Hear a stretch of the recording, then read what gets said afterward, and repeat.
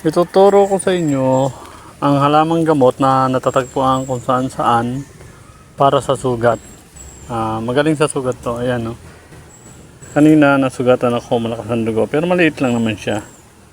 Tumama sa buho yung kamay ko habang nagpuputol ako ng buho. Ang ginamit ko ay ito. Kung napansin nyo, marami yan sa tabi-tabi na tumutubo. Ang tawag rito ay buko-buko. Hindi ko lang alam sa inyo kung anong tawag dito.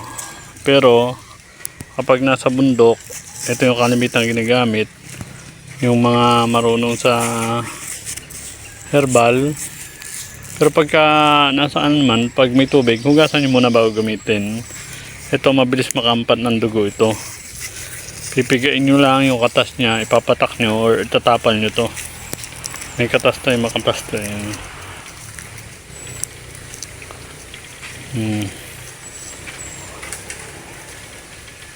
Yan.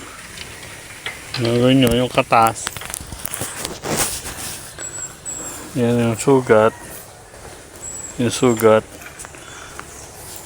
Kasi minsan wala tayong pampers aid ba. Yung katas yan, ipapatak nyo sa sugat. Minsan mawa. Yan. Yung katas niya ipapatak nyo sa sugat. Okay, tapal nyo. Pero mas patak nyo yung katas.